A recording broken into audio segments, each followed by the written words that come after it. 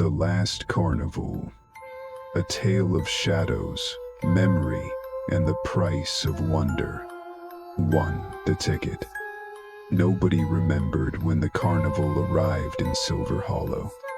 There were no posters, no trucks rumbling down the road, no children screaming at first sight of cotton candy clouds or the silhouetted ribs of a rising Ferris wheel.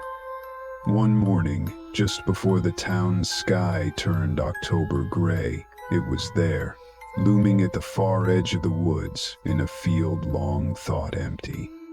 "I think it's been waiting for us," said 12-year-old Benjamin Pike, standing at the fence with his little sister Elsie. His breath came out in steam. A hand-painted sign arched above the iron gates. It read, "The Last Carnival, one night only." The letters were bone white and curling, like they were etched in chalk dust or snow. No date, no time, just a feeling like old leaves brushing against skin in the dark. Benjamin didn't trust it. Elsie did. "It looks fun," she said, "like the ones Grandpa told us about, with carousels and fire eaters and cotton candy that never melts." "That's just stories," Benjamin said. "Nobody does that kind of thing anymore." But when they turned to walk back to town, a breeze stirred the trees. A soft music drifted out from beyond the gates, a calliope, slow and whimsical, playing a tune both unfamiliar and old as dust. And when Benjamin looked down, he found a ticket clutched in his hand. To the carnival itself. They returned that night. Of course they did. Children always do. Rules and warnings dissolve like sugar in cider when the sky is deep black and stars prick your skin like needles. Their parents had gone to sleep after the town's autumn festival, faces red from mulled wine, feet sore from the harvest dance. They wouldn't wake, not until morning, not until it was too late. The ticket pulsed with warmth. Benjamin felt it through his coat pocket, like it had a heartbeat. The iron gates groaned open on their own. No one stood behind the booth. No one took their ticket. No voices, no laughter. Just silence and the smell. The scent of roasted nuts and old paper, cinnamon and damp moss. Smoke that smelled of burnt sugar and charred dreams. A strange cocktail of memories you weren't sure you ever had. They wandered beneath gaslights and creaking banners, past tents stitched with silver thread, past a carousel where the horses had human eyes and smiled with too many teeth. Elsie ran toward the games. Benjamin stood back. Something felt tilted, like reality was just a little off-center here, like the ground would fall out if he looked too closely. The carnival wasn't built for daylight. 3. The man in the suit. He appeared without warning, as if grown from the shadows, tall, lean, in a dark red suit and top hat that shimmered like beetle shells. His eyes were silver, his teeth too perfect.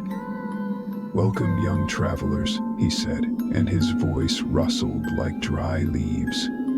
"To the Last Carnival, a show of wonders, delights, and forgotten things." Elsie beamed. Benjamin flinched.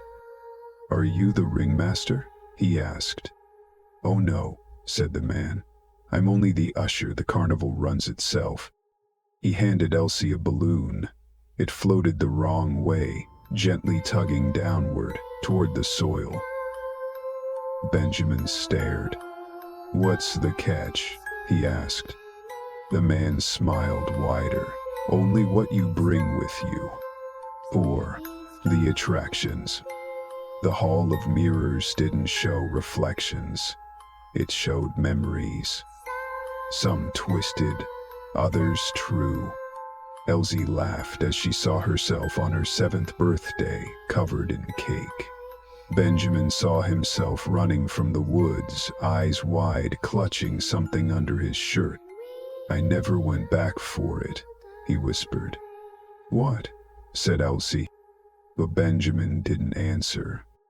The carousel spun backwards. Each turn took a year off your life, or added one, depending which animal you rode. A boy from their school, Teddy Winslow, climbed onto a lion and vanished in a flash of red sparks. Nobody screamed. The crowd just clapped. Elsie clung to Benjamin's arm now. "Ben, I don't like it here anymore." He nodded. "We should go." But the carnival didn't let them. Not yet. 5. The game booth. They passed a row of booths. A glass-eyed man offered them darts. Another let Elsie fish in a pond of silver eels. One booth was empty. No prizes, no lights, just a sign. "Trade a memory for a wish." Elsie reached toward it. Benjamin slapped her hand away. "Don't." "But I want." "No." "We don't give them anything." They ran. 6. The final tent. It stood at the farthest edge, tattered, immense. The entrance gaped like a mouth. Screams came from within, and laughter, and whispers of names that hadn't been spoken in years. Benjamin hesitated. Elsie walked in. He followed. Inside, rows of wooden chairs, an audience of strangers, some children, some old, some faceless. On stage, a puppet show. But the puppets were real, and they screamed. Each scene showed something different. A fire in a house, a girl with no face, a boy in the woods, burying something, a mirror cracking on its own. Benjamin watched himself on stage. Again. "Why are you showing me this?" he whispered. A voice answered from behind. "To remember, before you forget forever." 7. The prize. When Benjamin tried to leave, the usher reappeared. "You may go," he said, "but only if you choose." "Choose what?" "Which one stays?" Benjamin stared. "What?" "You both entered. Only one may leave." Elsie clutched his hand. "Ben, please." He closed his eyes. The carnival doesn't ask, it takes, but it lets you choose the form. Benjamin turned toward Elsie. "I'm sorry," he said, but when he opened his eyes, she was gone.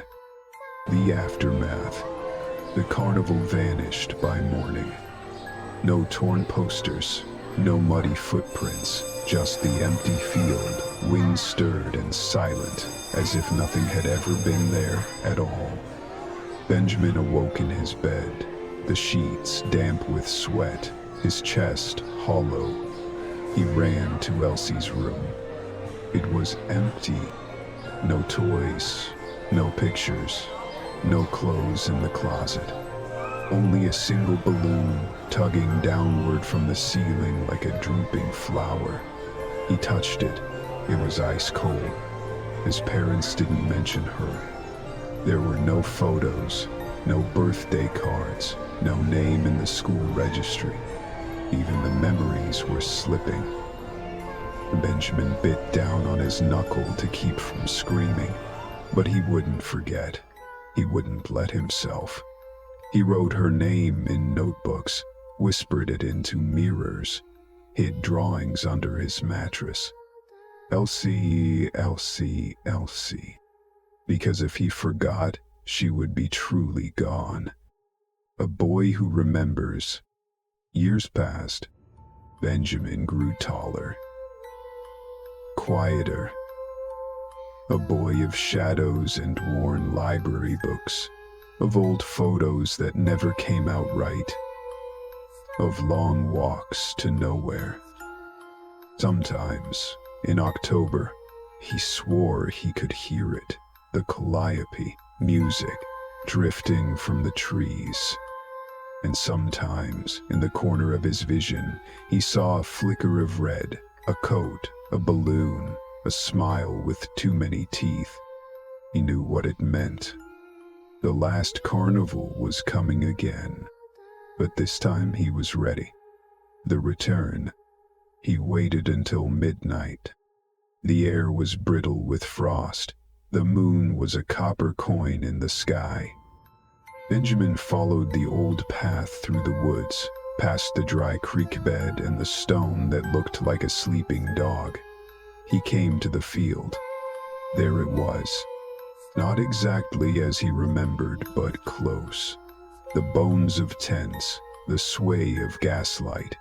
The air smelled of scorched sugar and regret. No ticket this time.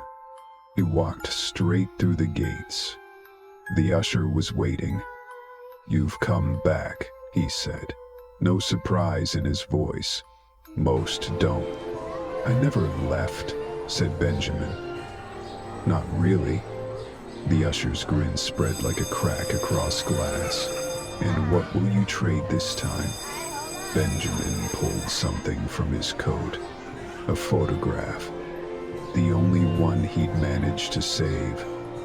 It was worn, almost transparent, but Elsie's face was still there, smiling, frosting on her nose. 7 candles behind her. "I want her back." The usher looked at the photo, then at Benjamin. "You brought a piece, but it's not the price." "Then what is?" The usher's silver eyes blinked slowly. "Everything else. The true show begins." The carnival unfolded like a storybook, with blood in the margins. This time, Benjamin didn't run. He walked the midway, touched the booths, stared down the creatures that whispered his secrets. He saw Teddy Winslow again, older now, hollow-eyed, still circling the carousel in a loop of sparks and laughter. The puppet show played again, but now the stage was empty. No scenes, just silence. The carnival was waiting. For him. The bargain. In the final tent, Benjamin faced the usher again. "I'll stay," he said. "Let her go." "Forever?" said the usher. "You understand what that means." "I've always known." The usher considered. "You are the first in many years to return with memory, with purpose that is unusual." He leaned close. "Very well." The tent shuddered. Outside, the world tilted, and Benjamin felt himself unravel. Not in pain, not in fear, but in memory. The girl in the field. At dawn, in a town that had almost forgotten itself, a little girl woke up in bed with a head full of dreams and a strange name on her tongue. She ran to the window and saw balloons on the fence. The field was empty. No tents, no music, but she remembered. She remembered her brother's face, the way he held her hand, the way he said, "I'm sorry." And in her pocket, where nothing should be, was a photo. Faded, torn. 2 children smiling. The back read, "Don't forget me, Finale." They say sometimes in towns like Silver Hollow, you can still hear the music. Only in October. Only in dreams. A calliope, a whisper, a name. The last carnival doesn't come for everyone. Only for those who remember what it took. only for those who understand that wonder has a price, and memory is never free.